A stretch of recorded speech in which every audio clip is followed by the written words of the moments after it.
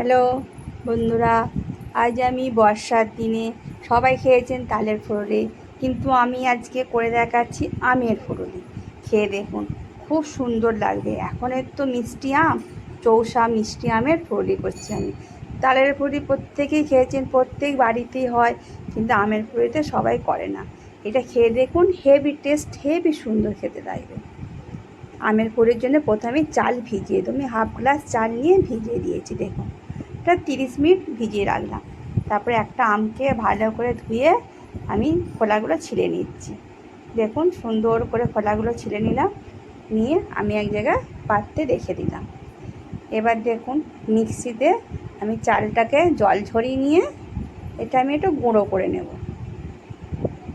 চালটা ভালো করে ধুয়ে জল ঝরিয়ে নিয়েছিলাম, নিয়ে একটু, খুব বেশি গুঁড়ো করব না, একটু সামান্য একটু দানা দানা ভাব থাকবে, সেরকম গুঁড়ো করে নেব। গুঁড়ো হয়ে গেছে। এবার আমি আমটাকে দেখুন গ্রেভিটা বের করে নিচ্ছি আমের। দেখুন কত সুন্দর, যে আদা ছোলা দিয়ে আমি গ্রেভিটা সুন্দর করে বের করে নিচ্ছি। আর এখন তো কোনো চোঁচ নেই আমের, সুন্দর আম তো, পাকা আম। এই দেখুন, এরপরে আমি যতই মিষ্টি আম হোক তবু 2 চামচ চিনি দিয়ে দিলাম। মিষ্টি আম হলে একটু চিনি দিলে আর একটু সুন্দর খেতে লাগবে। এরপর একটু লবণ দিয়ে দিলাম স্বাদ মতন।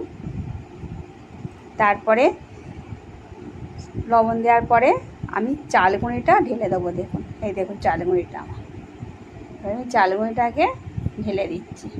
তারপরে একটু ময়দা দিয়ে দেবো, পরিমাণ মতো ময়দা দিলে না এবার জিনিসটা নরম হবে। চালগুঁড়ি শক্ত হয় সরাসরি করলে, ওতে একটু ময়দা দিলে সুন্দর নরম হবে জিনিসটা, বুঝতে পারছেন? সেই জন্য আমি ময়দা দিলাম। এরপর একটু কালা জিরে হাতে নিয়ে ভালো করে ঘষে দেবো। কালো জিরেটাকে হাতে ঘষে নিলে একটা সুন্দর সেন্ট বেরোয়, দারুণ সেন্টটা। দেখুন, ওটা কালো জিরেটা দিয়ে দিলাম, দিয়ে এবার ভালো করে মাখবো। দেখুন কত সুন্দর মাখছি, যেমন বাড়িতে সবাই তালপুলি খান জানেন, যেমন মাখেন ঠিক সেরকমভাবে মেখে নেবেন। সুন্দরভাবে মেখে ফেটে নেবেন ভালো করে। দেখুন ফাটছি, দেখুন যত ফাটবেন ওটা ফুলবে।